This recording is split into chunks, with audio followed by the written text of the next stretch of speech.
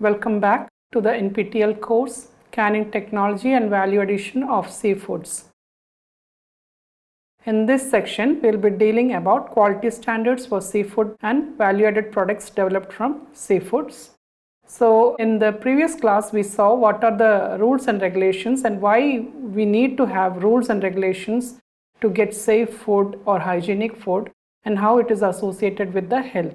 And we also saw the difference between an act, a regulation, a rule, and a law. It's a mandatory requirement to follow these rules and regulations so that we can get a healthy food or a healthy life. Now, coming to the food laws and regulations, national legal frameworks are key pillar to an effective food control system. As we all know, food is a main commodity that is used in a global trade. Globally, it's one of the components. Unlike the other components, food is traded all over the world. And since it's traded all over the world, it's necessary that we maintain its quality and its safety.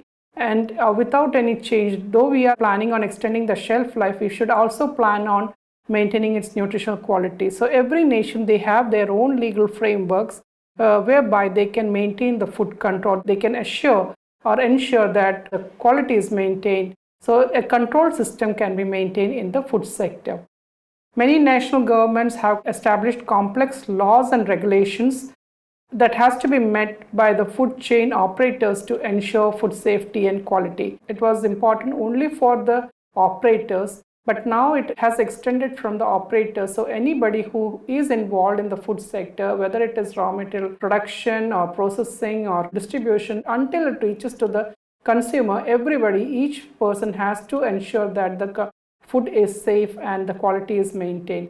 But the regulations and requirements, it differ from countries to country. It is not same for all the countries. Whatever rules and regulations we follow in India, it may not be same as the rules and regulations followed by European country or a United States. So regulations change. The term food law, it applies to the legislation which regulates the production, trade and handling of food. So it covers the regulation of food control, food safety, quality, and relevant aspects of food trade across the entire food chain, from the provision of animal feed to the consumer.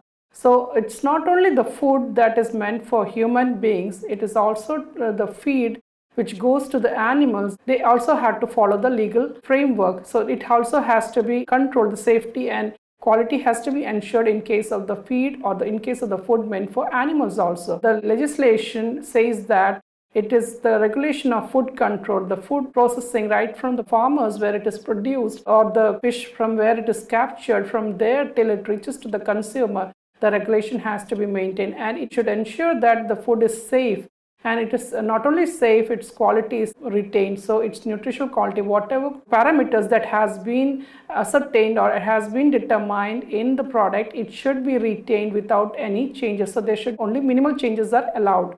And also it should ensure that food trade across the globe, it is happening in the proper channel without any change. The food trade is not affected by anybody or any institution. So that is also ensured by the food law. So these terms they are covered in the food law.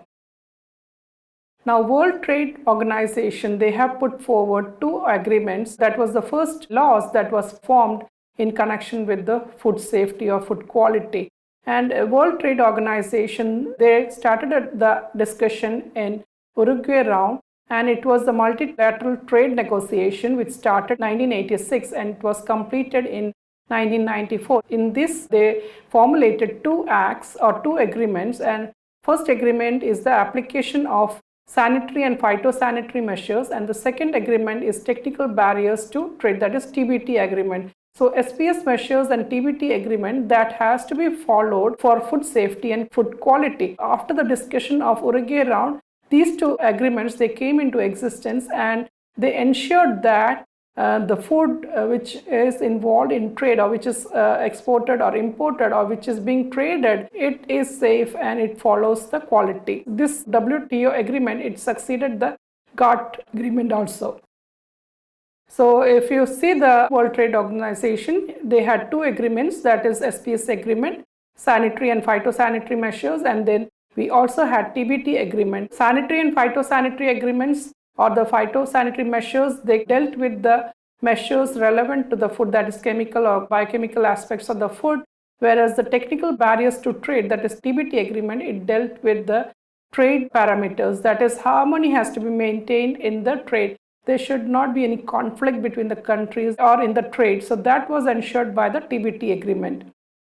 Now coming to the sanitary and phytosanitary agreement, it is otherwise called SPS agreement. It confirms the right of WTO member countries to apply measures to protect human, animal and plant life and health using internationally accepted risk assessment techniques.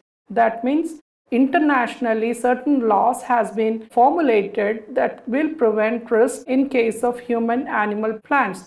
And these international agreements or international assessment techniques which has been adopted internationally, these are adopted by the members countries of WTO. Based on this, they formulate their own measures. This prohibits unjustifiable discrimination on trade between countries. WTO, it came into existence in the initial years when the trade started booming up. So the ultimate aim was, though they were concentrating on quality or the food safety, their main idea was on the trade. So trade should not be interrupted. So when sanitary and phytosanitary agreement, it also sees that there is no discrimination on trade between the countries. One country is given more priority or the other country not given priority. That kind of discrimination is avoided. That can be avoided by this agreement. And WTO members base their national measures on international standards, guidelines and other recommendations adopted by Codex.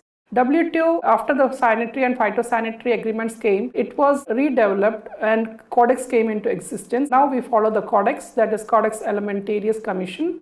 It is also called CAC. So we follow every item or every product that is exported or that is in the trade. They have their own regulations and standards, and it is documented in the Codex, and which we follow regularly.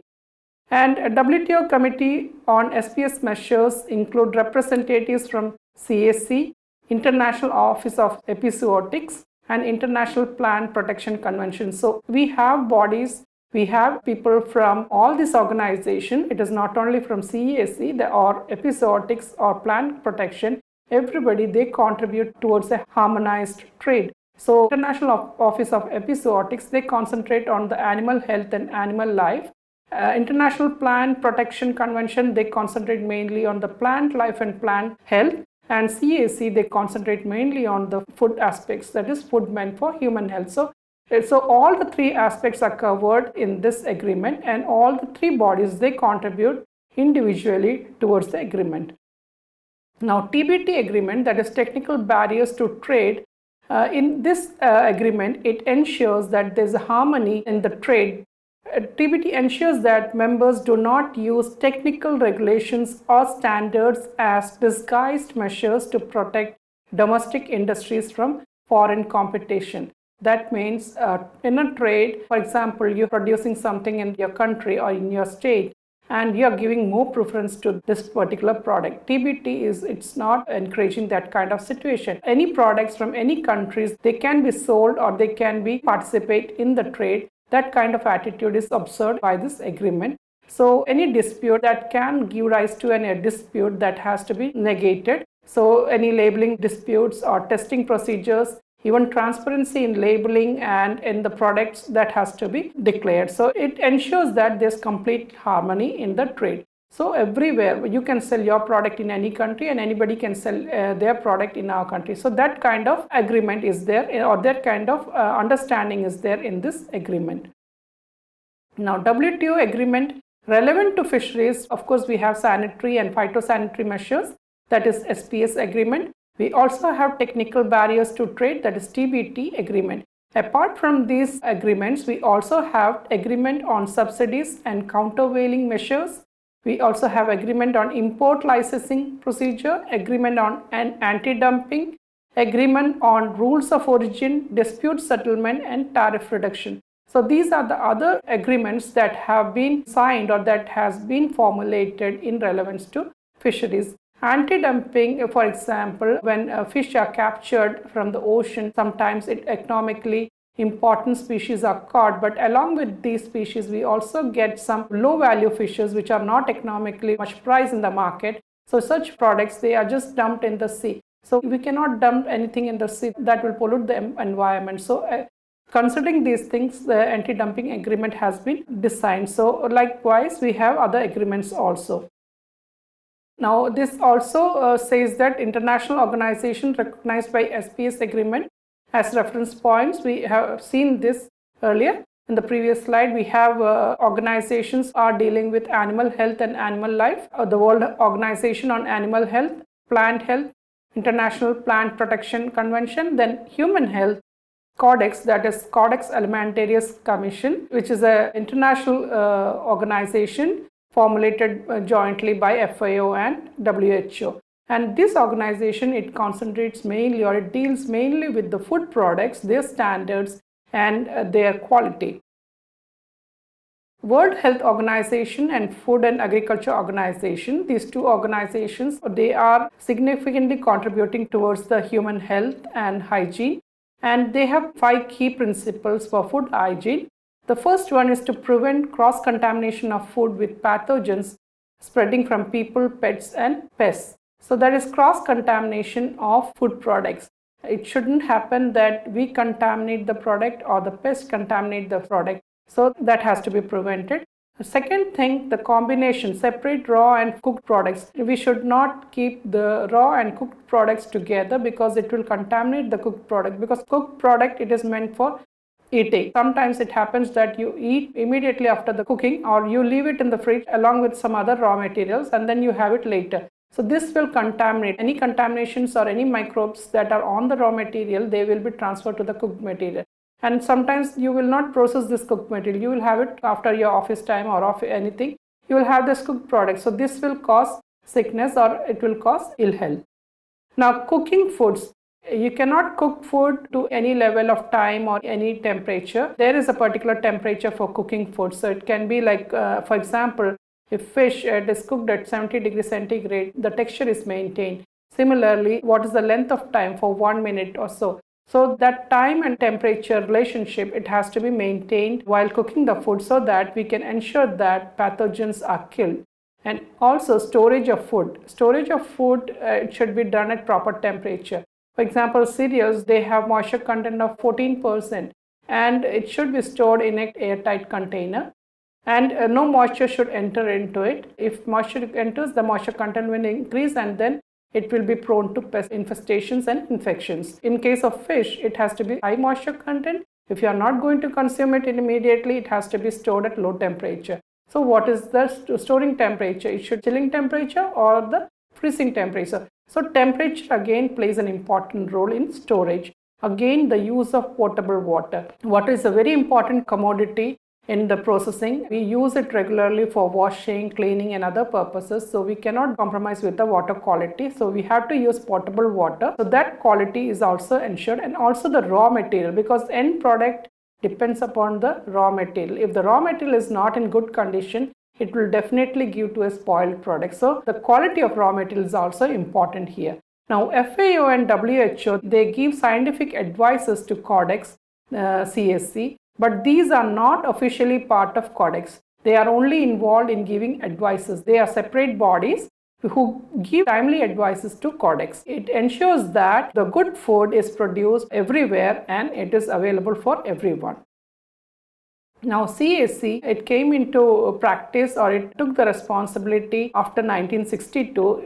It was created in 1963 by joint FAO and WHO Food Standards Program Codex Alimentarius. So it's an intergovernmental body which has members from different countries. Almost 165 member countries are involved in forming Codex. And it is open to all UN members. And apart from these 165 members, we also have members or observers from other organizations like International Scientific Organization, food industry, food trade, consumer organizations, who attend the sessions regularly and give advices or give suggestions to the Codex. So FSSI, we are also an observer. Sometimes we also give advices. FSSI members, they also participate in this kind of meetings. Then primary objective of the Codex is to ensure international food standard.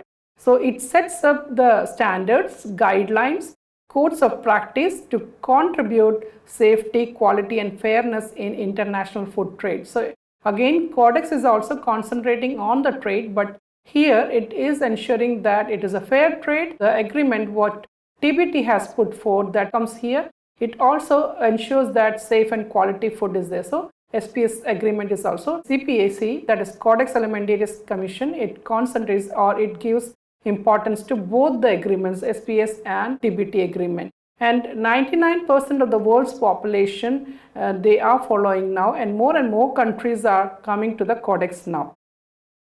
Now this is the organizational chart of Codex. So we have executive committee and secretariat. The head office is located in Rome, and we have 9 general subject committees.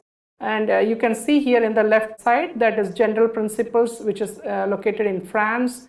We have food additives, there is China, committee on food additives, then committee on contaminants, then committee on food hygiene. We also have committee on analysis and sampling. So likewise, we have 9 committees, and the activities of the committee are seen by, or it is managed by, the executive committees, and it comprises of a chair, 3 vice chair and 7 regional representatives. Then initially we had 12 committees for commodities, and some of these were adjourned. For example, the milk and milk products, meat hygiene, natural mineral waters, vegetable proteins, fish and fishery products, cocoa and cocoa products. They were adjourned and mixed with the active committees. So they all were put together, and new one was evolved, which is like food. And under the food, everything came. And then we also have ad hoc intergovernmental task forces and regional coordinating committees. And food import and export inspection and certification system is another part of the organization of Codex, who in short it is called CC, that is Codex Committee on Food Import and Export Inspection Certification System, that is CCFICS. So it ensures harmonized trade. So it can be bilateral or multilateral trade agreements. And along with this, it also ensures or it supports food control system, exchange of information, accreditation, inspection and certification, and monitoring. So these are the activities involved in this committee. Codex Committee on General Issues, they cover General Codex Committee on General Principles, method of analysis and sampling, food hygiene, pesticide residues, Codex Committee on Food Additives and Contaminants, Codex Committee on Import, Export Inspection and Certification System, Codex Committee on Nutrition and Foods for special dietary use, that is meant for nutraceuticals and functional foods, and then Codex Committee on Residues of Veterinary Drugs for Food. So now we have different committees on general issues, and these committees, they work together and formulate standards and regulations on these areas.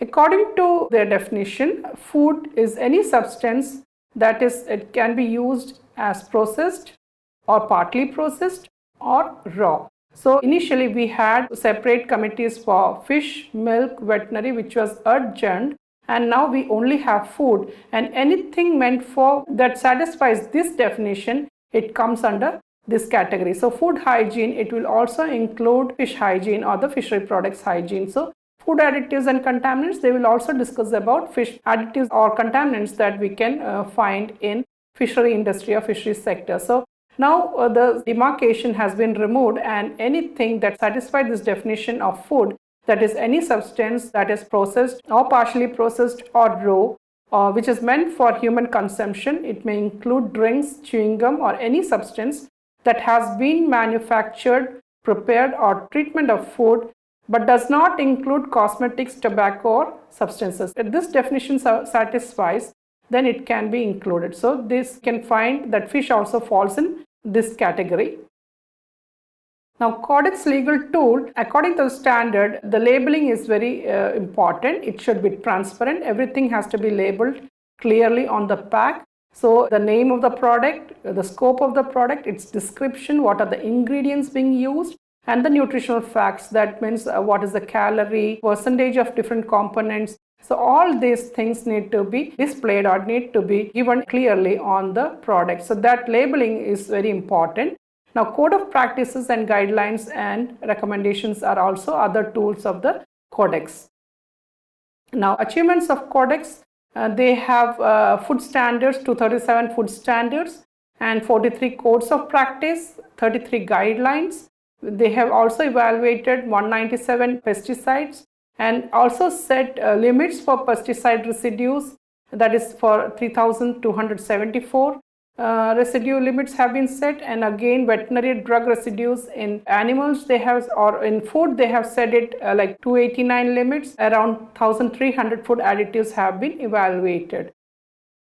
Now, if you look at the figure here, codex is placed in the center. It is the overlapping area of SPS and TBT. So it contains all the parameters that has been there in the SPS agreement or the TBT agreement. Codex, it comprises of both the things, and also it gives importance to labeling, packaging, storage and transportation, and methods of analysis and sampling. Now, coming to fish and fishery products, we have Codex Committee, whose government is Norway, and in short it is called CCFFP, and it is responsible for elaborating the standards for fresh, frozen fish, crustaceans and mollusks. So if you look into this, the details given here, you can understand that CCFP, they have given more importance to fresh products or frozen products, the frozen fish products and crustaceans and mollusks. We also have some regulations for canned products, that is canned shrimp or canned finfish or the other canned products, dried products, or we have smoked products. But most of the products, they are either frozen or fresh. Now, if you look at the figure here, you can see this is the website of Codex. So if you go and search, you will find the standards for different fishery products.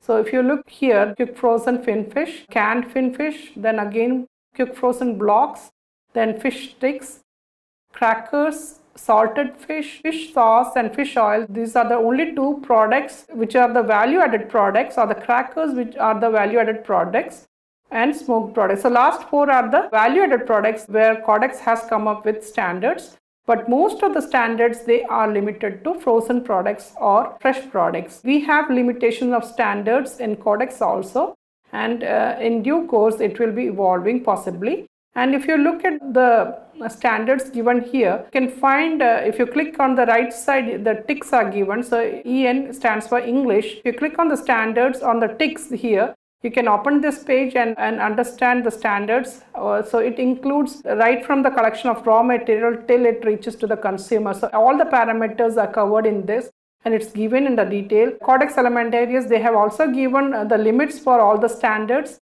all the parameters, and these are given in detail, which will be uploaded along with the study material.